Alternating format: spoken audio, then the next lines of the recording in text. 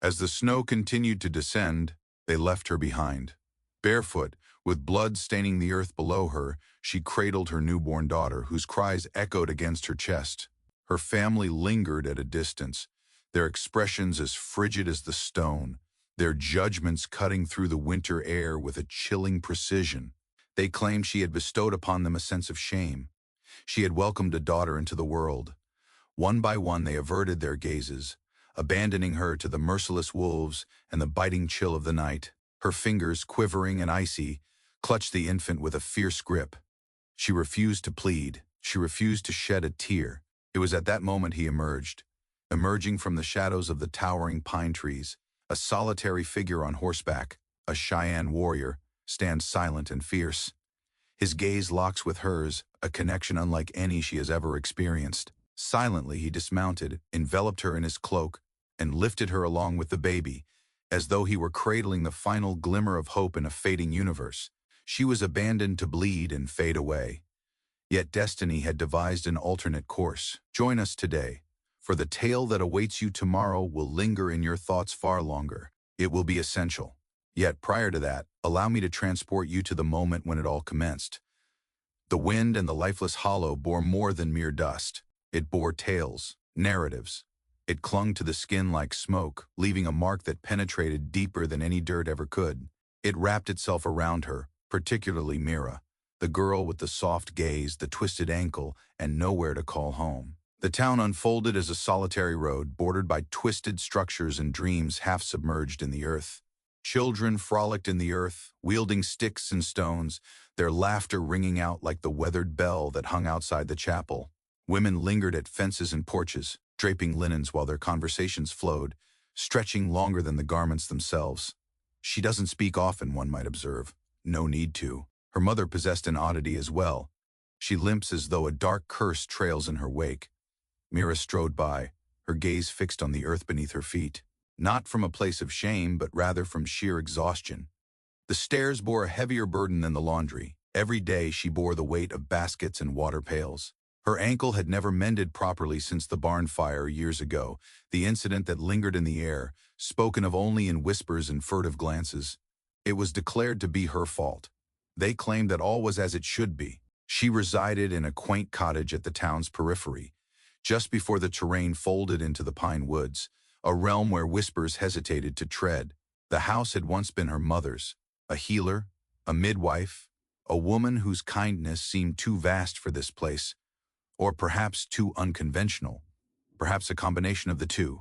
Mira found herself the reluctant heir to the house, its haunting silence, and the lingering air of suspicion that clung to its walls. She found herself alone, accompanied only by the whispering wind and the tattered quilt that lingered with the scents of lavender and smoke. Each night she placed candles on the windowsill, not driven by hope, but by the rhythm of a habit instilled in her by her mother. Hope had long since been driven away, supplanted by the instinct to endure. She took on various tasks, laundering sheets for the inn, hauling firewood for the elderly Mrs. Elkins, and even mending torn shirts for the blacksmith's son. He never caught her gaze. They welcomed her assistance, yet her presence was never truly embraced. She served a purpose, yet was never desired. In the dim light of the church, she found her place in the back pew, perpetually. It was not dictated by rules, but rather shaped through experience. The pastor never uttered her name during the blessings. The children were instructed to avoid speaking to her. On that singular occasion when she attempted to present bread, the mother swiftly snatched the object from her child's grasp, sending it tumbling to the ground. "She doesn't require anything from your sort," she hissed. What type was that? Mira remained blissfully unaware. The subdued type, the scorched variety, the insufficiently masculine sort. She had never engaged in courtship, never graced a suitor with a smile. When a courageous boy dared to grasp her hand at the county fair, his father unleashed a brutal punishment the following morning, declaring he would prefer to see his son lifeless than in her company. They labeled her as cursed. They referred to her as barren. They referred to her in even harsher terms. Yet they erred in one regard. She was not without the capacity to bear life. Simply exercise caution. She had concealed the pregnancy with remarkable skill. She donned loose aprons, uttered few words, and avoided the light whenever possible. Questions remained unasked, for indifference cloaked the hearts of those who failed to notice.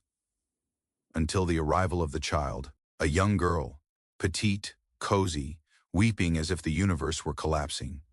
Mira cradled her, swathed in the final piece of fabric she possessed, and wept, not out of fear, but because, after years of quietude, she finally experienced something beyond the stillness. It was love, pure and undeniable. Quick, frightening, unadulterated. She chose to name her Lyra, following in the footsteps of her mother. Yet Dead Hollow was not a place for miracles. When the news spread, they didn't come to her door with blankets or offers of assistance. They arrived bearing stones, with a splash of saliva, with flames of passion igniting their gaze. To whom does it belong? Whose burden did you bear? She engages in promiscuous behavior. Extinguish it completely. They remained indifferent to the fact that she had never once requested anything from them, that she had infused with vitality, solitude in a vast expanse, experiencing discomfort within the crimson essence, upon a floor marked by splinters and enveloped in silence. They failed to inquire about her well-being. They merely presumed, and that was perpetually sufficient for them. A gathering was summoned by the pastor. The women murmured once more at the fences. The men remained quiet, a silence that echoed with an unsettling weight. On a crisp morning, she arose to discover a letter affixed to her door with a nail. Depart, as the sun dips below the horizon, or be seized. That was everything. She gathered the few belongings she could manage to fit away, a vessel, the young one, a worn and tattered shawl, and strolled onward. Her limp was more pronounced than ever before. Her body remained ravaged by the ordeal of childbirth. There is no wagon, no steed, only bruises mar her skin, a spirit cradled in her embrace. No one intervened, not a single soul. They peered through the curtains, amidst the fissures in the blinds, amidst a shame that lacked the power to halt the tide of cruelty. They observed her solitary figure as she ventured into the pines, into the chill, into the realm where no honorable spirit would ever tread. Yet, Mira had always been regarded as anything but decent, merely disposable, yet she persevered. Because that is the path chosen by women of her kind, the shattered souls, the ones who bear the blame, the overlooked. We bear the weight, even in the absence of all but pain, even in solitude when no one walks alongside us, even in moments when we are compelled to bleed, and continue to walk regardless. If this is already shattering your heart, brace yourself. The worst is yet to come. Press the subscribe button. A new truth awaits you on the morrow. The forest enveloped her entirely. The trees enveloped Mira, resembling the jagged teeth of a creature, while the snow continued its relentless descent. Gentle, unwavering, quiet. Lyra let out a soft whimper, pressing against her chest. The faint sound barely elicited a response from Mira. Her lips bore the marks of neglect, parched and fissured. Her hands were raw, her heart void. The night descended swiftly among the towering pines. The final strand of golden light vanished beyond the hills, and Mira understood that she must come to a halt. She discovered an ancient oak, fractured at the trunk, twisted with the passage of time, and nestled beneath its branches, holding her child tightly. She pressed her lips softly to Lyra's forehead, whispering promises that danced on the edge of uncertainty. The chill pierced through the air. Slumber beckoned to her. It was then that she caught the sound, cloven echoes of hooves, unhurried, unwavering, emerging from the shadows. Her body became rigid. Warrior escapes. Yet escape was a distant dream, and the will to resist had all but faded away. With a fierce determination, she enveloped her daughter, drawing Lyra closer into the frayed embrace of her shawl. A silhouette emerged amidst the trees, lofty and robust, draped in a mantle as dark as the abyss. His horse glided silently, akin to a phantom creature, crafted from the very breath of the breeze. He paused several paces distant, his features obscured by the dim light and the angle of his broad-brimmed hat. A silence stretched between them, unbroken for what felt like an eternity. Mira's heart pounded relentlessly within her chest. She stifled the urge to cry out, to beg for mercy. If he intended to harm her, she would confront it with silence and ferocity. She refused to allow them the satisfaction of witnessing her desperation.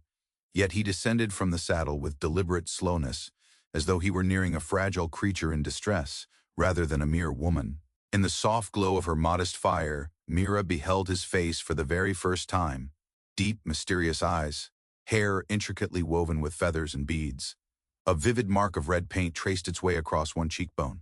A valiant Cheyenne warrior, the very sort that the townsfolk muttered about in hushed tones when livestock disappeared or a lead grew faint. The very type they claimed were nothing more than murderers and robbers. Yet this man, he refrained from drawing a weapon. He chose to kneel instead, amidst the snow. Be honest with her. A soft whisper in his voice, soothing and unwavering, caressed her ears. She was perplexed. She grasped the meaning, yet the sound resonated within her. It was neither a command nor a threat. It posed a question. For the first time in years, Mira responded, breaking the long-held silence. She inclined her head in agreement. With great care, he lifted a heavy buffalo hide cloak from his shoulders and draped it over her, ensuring not to make contact with her skin. He then stood, guiding his horse nearer, and motioned toward the saddle. A proposition rather than an insistence. Mira paused, holding Lyra closer to her heart. She was unfamiliar with him. All she knew was a relentless tide of pain and the sharp sting of betrayal. Trust was a dialect she had long since abandoned, ways to articulate your thoughts. Yet, on this night, death loomed nearer than the grip of fear. She fought to rise, nearly losing her balance. He moved forward with a natural grace, his hand finding her elbow with a gentle yet firm touch. His hold was firm yet gentle. He anchored her as one would secure a tree weathered by relentless tempests. Silently, he hoisted her and the infant onto the horse's back, then mounted behind them with a fluid motion. Mira tensed as his arms encircled her, taking hold of the reins with a firm yet gentle grip. It had been ages since anyone had held her, so long that the sensation had faded from her memory. The profound, daunting comfort of being shielded. They ventured into the shadows of the night. The town that lay in her past faded from her thoughts, never to resurface. By dawn, they arrived at a camp hidden deep within the woods. 3 modest lodges, wisps of smoke curling softly into the dawn-lit sky. A woman stepped forward, her gray hair framing a face marked by lines of experience, yet radiating warmth. 2 young boys emerged cautiously from the shadows of her skirts. The warrior addressed them swiftly in Cheyenne. The woman inclined her head and gestured for Mira to enter. The lodge was enveloped in warmth, a sensation that was both a blessing and a burden. She descended to the floor beside the flickering fire, drawing the cloak more snugly around Lyra. Tears gathered in her eyes before she could hold them back, not from fear, but from relief, from disbelief. The warrior crouched at the threshold, observing, neither intruding nor uttering a word, simply present. Time slipped away. The woman offered her broth and bread. She gently placed the herbs into Mira's hands. As Mira finally surrendered to slumber, it marked the first genuine rest she had experienced in years, untroubled by murmurs or forebodings, but cradled by the profound assurance of safety. Days morphed into a week. She gradually discovered that the warrior's name was Tasani, a title that signified he who stands against storms. It was a perfect fit for him. He had a limited grasp of English. While she was unfamiliar with Cheyenne, yet there were moments when words became superfluous. A subtle acknowledgement, a glance, the act of sharing bread or firewood. Little details wove a connection between them that surpassed the power of words. When he gazed upon her, the limp was invisible to him. He remained oblivious to the whispers circulating around him. He beheld a woman, battered yet unyielding, alongside the fragile spark of life. She had vowed to safeguard. He taught her the art of carrying fire with care, the skill of recognizing rabbit tracks, the method of using moss to bind a wound, and the delicate act of laughter, even if it emerged just once, gentle and unexpected. In the stillness they crafted something without a name, something more hallowed than any promise uttered beneath the sanctuary of a church. Yet beyond the woods, the town languished in decay. Whispers soon found their way to the saloon nestled within the chapel. Upon returning from their hunting excursions, the riders shared tales of peculiar flames flickering in the depths of the forest. The sheriff, his gaze fixed on a woman cradling a child beneath a warrior's cloak, spat his tobacco into the dust and muttered a curse under his breath. She now finds herself entwined with the savages. The pastor intensified the blaze with fervent effort. She has challenged the divine decree. She has embraced a life of rebellion. Peril approached, dark and foreboding, much like a tempest gathering in the distance. Men who had previously averted their gaze now assembled with rifles and torches in hand. Men who had never offered her a gentle touch now spoke of seizing her by force, of taking the child and instilling in her the proper ways. In Dead Hollow, righteousness was swiftly pursued by violence, and Mira, for the first time in her life, found herself nestled in safety, blissfully unaware of the impending storm. However, that morning, the wind was not in our favor. Mira stirred from her slumber, a shiver coursing through her that was unrelated to the chill in the air. She wrapped the hide blanket snugly around herself and Lyra, attuned to the sounds around them. Beyond the tree line, an eerie stillness enveloped the air as the birds ceased their song. Tasani had risen early, attending to the needs of the horses. As their gazes met, he halted, acutely aware of the unspoken connection between them. A presence loomed on the horizon. It struck just after the clock chimed noon. A coarse, boisterous shout reverberated through the towering pines. Mira scarcely found a moment to seize Lyra before the men stormed into the clearing. There were 5 of them, their firearms twine. Dust clung to their beards, while fury burned in their eyes. "There she stands," the sheriff declared with authority, "the harlot who gave rise to transgression." Tasani advanced, exuding a sense of calm yet unwavering strength. A barrier stood between them and Mira. The men paused, uncertainty flickering in their eyes. For a fleeting moment I found myself at a loss, grappling with the presence of someone who remained unperturbed in the face of a rifle. Yet, they did not arrive seeking an honorable confrontation. A sharp gunshot shattered the stillness of the air. Tasani's steed let out a piercing cry and surged forward in a wild dash. An anguished cry echoed from one of the lodges, emanating from the elder woman. Children dashed about, and what of Mira? Mira sprinted forward, holding Lyra tightly against her chest, her heart pounding fiercely within her ribs. She turned away, never glancing back. Not when the sound of the men's boots echoed relentlessly behind her. Not when a voice summoned her name, laden with a sense of foreboding. Beyond the clearing, the snow lay in deeper drifts, her skirts entwined in the snowdrifts. Her legs, frail and scarred, faltered in their attempt to carry her swiftly. She tumbled with a thud near the creek bed. The world is tilting. The infant's cries sliced through the frigid atmosphere.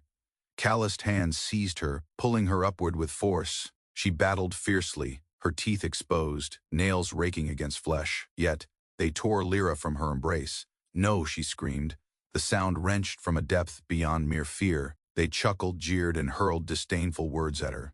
The sheriff gestured with a wave of his hand. "Impart a valuable lesson to her." One of the younger men, a boy she recalled from the church choir, seized a handful of her hair and forced her to her knees. Mira savored the metallic tang of blood. They mocked, encircling. The boy unsheathed a knife, pressing the cold blade against her scarred cheek. "I should have finished you off the first time," he sneered. It was then that the second shot echoed through the air, not from those individuals, from the boughs of the trees. The boy's hat was whisked away, ripped from his head by the caress of a bullet. He recoiled, his face drained of color, overwhelmed by disbelief. One more attempt. This moment, the sheriff's canteen ruptured, water pouring forth like a fresh wound, a stark warning. Tasani emerged from the woods, a specter summoned by the thirst for retribution. He steadied the rifle, his aim deliberate and low, a calculated choice, non-lethal yet precise. His purpose was not to take a life. He stood there, silent and unyielding. The sheriff swore under his breath and retreated, grumbling about the futility of shedding blood over such matters. The others trailed behind, their steps heavy with bitterness, each one burdened by the weight of their wounded pride. Mira knelt, trembling in the snow, the baby's cries piercing the cold air, too frail to move. Tasani approached her at a measured pace. He knelt, gently placing the rifle on the ground. He gently lifted Lyra, with a sense of care and reverence, cradling her tenderly against his chest. He knelt before Mira, presenting the child with both hands, silent and unadorned, devoid of grand gestures or proclamations, simply standing alongside her in quiet anticipation. Mira found herself frozen, unable to move, unable to draw in a breath. With a gentle grasp, her fingers enveloped Lyra's blanket, pulling her once more into the warmth of her embrace. Tasani stayed in a kneeling position. He loosened a strip of leather from his wrist, a modest, intricate braid, and laid it gently in Mira's palm, a Cheyenne emblem of oath, not of possession, but of unwavering loyalty. Should she choose to accept it, he would remain. Neither today nor tomorrow, nor at the moment when the world once more chose to turn its back. Her throat constricted, tears clouding her vision. Gently, she wrapped her fingers around the braid. A heartbeat lingered in the air. Tasani lowered his gaze, his shoulders relaxing with a breath he hadn't even known he was holding. In that moment, amidst the fragments of her broken existence, Mira understood, for the first time, that she was not alone in her struggle. That night, beneath a canopy of stars so luminous they cast a silvery sheen upon the mountains, Mira nestled by the flickering flames, with Lyra peacefully dozing in her embrace. Tasani positioned herself opposite her, deftly repairing a leather strap. Silence enveloped them. There was no necessity for them to do so. In the expanse that lay between them, the flicker of fire, the whisper of the breeze, something had woven itself into existence, not in the manner of fables, not swift, not simple, yet genuine, acquired. Mira brushed her fingers against the braid at her wrist, murmuring a prayer she had long kept silent. Perhaps shattered items were never intended to be discarded. Perhaps, just perhaps, they were destined to be forged into something more resilient. They believed she was shattered, yet, amidst the ruins, a glimmer of gold was discovered. Join us. I assure you, the tale that unfolds tomorrow will demonstrate that love endures in this world. The transformation of the world was not an instantaneous affair. As Mira stepped into town, holding Lyra tightly, she felt the weight of lingering gazes, her shoulders tense beneath the stares. Soft murmurs lingered in the air as Tasani made her exchanges at the mercantile, sharp, slicing remarks about the uncivilized and the disgraced echoing around her. Yet Mira had transformed. In the snow, by the flickering firelight, she had discovered a profound truth. A spirit that has endured the depths of hell cannot be extinguished. With the arrival of the first thaw, a plan had taken shape. They would construct beyond the town's watchful eye, nestled deep within the valley where the river nourished the land, a modest ranch. 3 horses, 1 aspiration. Mira toiled relentlessly, her body protesting as she split wood, hammered nails, and sewed leather, her fingers raw and bleeding from the effort. Tasani instructed her in the art of riding, not in the constrained manner expected by the townsfolk, but with a spirit of liberation, knees clasping the horse's ribs, hair flowing like a vibrant banner. He instructed her in the art of tracking rabbits and interpreting the hues of the sky to anticipate approaching storms. She showed him the art of mending torn shirts with delicate, persistent stitches, and the secret to eliciting Lyra's laughter with nothing more than a whistle through a blade of grass. United, they forged an entity impervious to rope or bullet, a vibrant existence, a flame that required no sanction to blaze, yet life, akin to the earth, perpetually sought its due. On a dusty evening, the past approached them, embodied in the figure of a rider, Sheriff Gaines. Upon a ghostly steed, the badge shimmered, a warrant clutched firmly in his grasp. "Murder," he intoned, his voice dripping with feigned compassion, a careless release of a weapon's fury. The lawman, with a sly grin, watched as Mira flinched, her apprehension palpable as she aided the fugitive. He understood precisely where to apply the pressure of the blade. In the court's view, he lacks citizenship, my dear. It was effortless. Tasani remained unyielding, a statue in the moment, while Mira, oh Mira, she ignited with intensity. She moved gracefully between them, cradling Lyra against her hip. "You'll have to kill me first," she declared, her voice unwavering like the steadfast river rock. The sheriff's laughter echoed, a harsh and piercing note, as he extended his hand toward the child. Mira acted without a moment's thought. She shifted, the butt of her father's old hunting rifle collided with the sheriff's jaw, producing a sickening crack. He collapsed onto the ground, blood spreading from his mouth like a toxic blossom. Tasani seized the warrant, ripped it asunder, and let the fragments fall at the man's feet. "We depart," he stated plainly, "for eternity."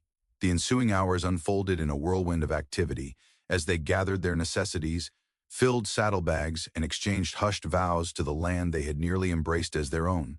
Lyra nestled against Mira's chest, small and warm, exuding an air of trust. Tasani rode alongside them, one hand gripping his rifle, the other steady on his horse's reins, his gaze perpetually fixed on the horizon. No longer will they dwell on the past, nor will they plead for acceptance. They are united now, bound to one another. As the moon ascended in the night sky, they arrived at the river crossing. The water surged swiftly and chillingly, a perilous crossing, particularly with a child in tow. Mira paused, her heart racing. The ancient dread coiled around her, chilling her to the bone like the touch of frostbitten hands. What happens if you find yourself unable to accomplish it? What if you were to submerge her beneath the waves? What happens if you stumble? She glanced over at Tasani. He extended his hand, not to lift her, nor to rescue her, but to stand alongside her. With determination etched on her face, she clenched her jaw, adjusted Lyra's position, and urged her horse forward into the flowing river. The tempest battled against her, her skirts drenched and weighed down, clinging like shackles, yet she pressed on, leaning forward to murmur softly to the mare. "We possess a resilience that surpasses this challenge."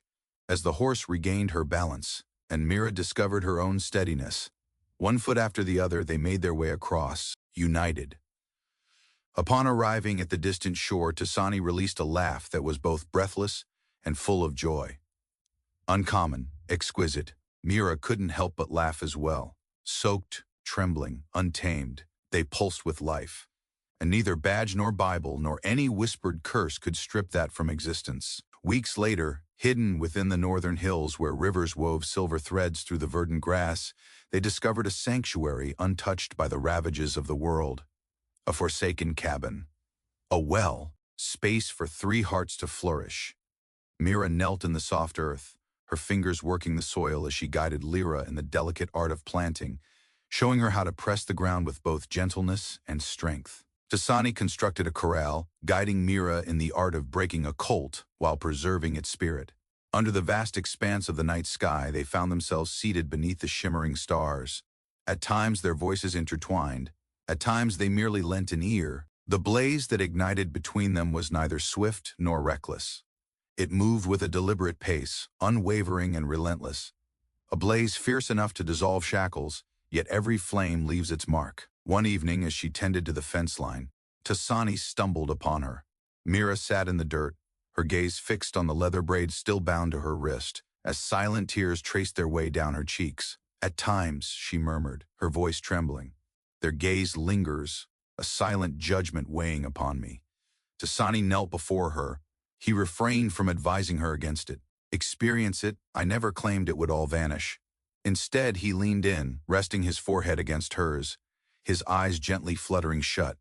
"You are not what they say you are," he whispered. "Your identity is shaped by your choices." Mira's fingers clenched around the braid. Free, not confined.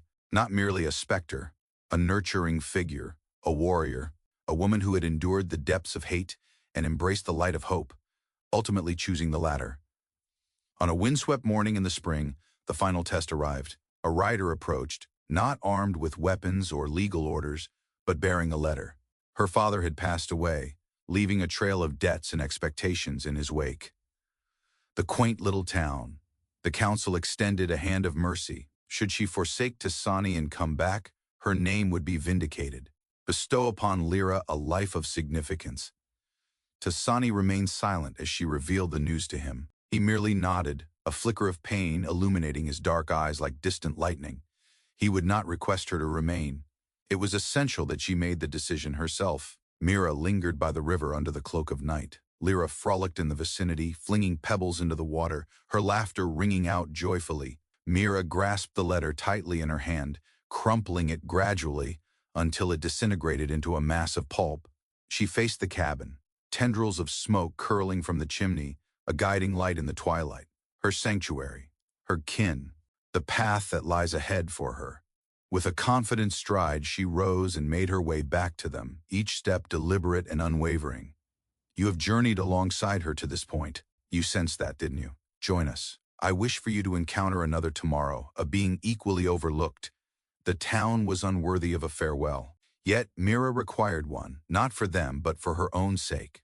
On a fog-laden morning, Mira mounted her mare, secured Lyra's tiny shoes with care, and ventured back into the realm that had once suffocated her with its murmurs. Tasani rode alongside her, quiet and unwavering. The town square stirred to life as they arrived, merchants lifting their shutters, women sweeping away the dust that had settled in their doorways. Sheriff Gaines stood on the porch of the jailhouse, his jaw still crooked from the last meeting, a scowl etched across his face. All eyes were drawn, and silence enveloped the room. Mira dismounted with a deliberate grace, lowering Lyra gently, her hands steady and assured. She approached the council steps with purpose, where the preacher, the mayor, and the men with their icy gazes lingered over cups of coffee, feigning dominion over the world. With a deliberate motion, she unpinned the letter from her dress, raising it high for all to witness before letting it fall into the dust. "I don't want your forgiveness," she declared, her voice ringing out with clarity. "I'm not coming back," echoed through the air, sending a ripple through the crowd. Shock, disbelief, and even a few gasps punctuated the moment. Sheriff Gaines lifted himself part way from his seat. "You find yourself without refuge beyond our compassion, young lady." Tasani advanced then, merely a half step, yet his presence shattered the tension with the force of thunder. Mira required no verbal affirmation from him. Her decision was already set in stone. She gazed upon the throng, at the visages that had once shaped her value, and then she faced away from them all. With Lyra cradled gently in her arms, she mounted and rode off into the distance, free from fear, not in disgrace, yet in victory. DC, dust swirling in their wake like the remnants of a scorched bridge, they continued their ride until the town faded into a mere memory, consumed by the vast horizon. Under the cloak of night, they established their camp beside the river, where the cottonwoods stood in dense clusters. The stars emerged tentatively at first, then cascaded across the sky like a shower of scattered embers. By the flickering glow of the firelight, Mira wove intricate braids into Lyra's hair. Tasani meticulously shaped a diminutive wooden horse, tenderly refining its surface with the gentle caress of his thumb. The town remained unspoken of between them.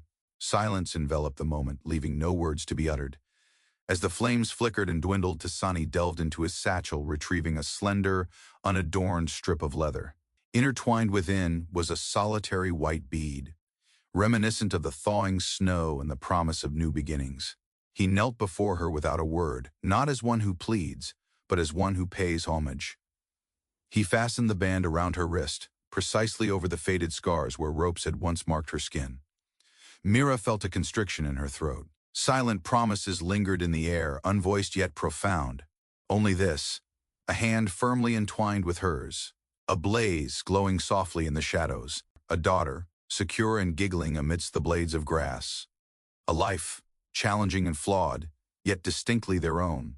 The seasons shifted. With the passage of time, their home flourished, becoming more resilient and vibrant. Mira imparted her wisdom to Lyra, guiding her in the art of baking bread over open coals, teaching her to ride bareback at a gallop, and revealing how to listen for the truth carried by the wind. Tasani imparted the art of tracking elk, the skill of storytelling through gestures alone, and the wisdom of forgiving while still holding on to memories. Their second child was named Mara, a tribute to Mira's mother, the woman who once had the courage to tell a young girl that she was worth more than the weight of shame. They received no blessings from any churches. There was no herald to proclaim their existence. Yet as Mira gazed upward at the stars strewn across the velvet expanse of the night sky, she understood. They had been observed. They were the selected ones. On the coldest nights, when the snow piled high against the cabin walls, Mira would place her hand on the window pane, her fingers dancing along the frost. Tasani entwined his fingers with hers, grounding her in the present, drawing her away from the shadows of the past. In the stillness they would unite, enveloped by darkness in the vast, uncharted expanse. Steadfast and resolute, she was never a burden. All along she was a miracle for someone. Join us and allow me to unveil the next wonder on the morrow.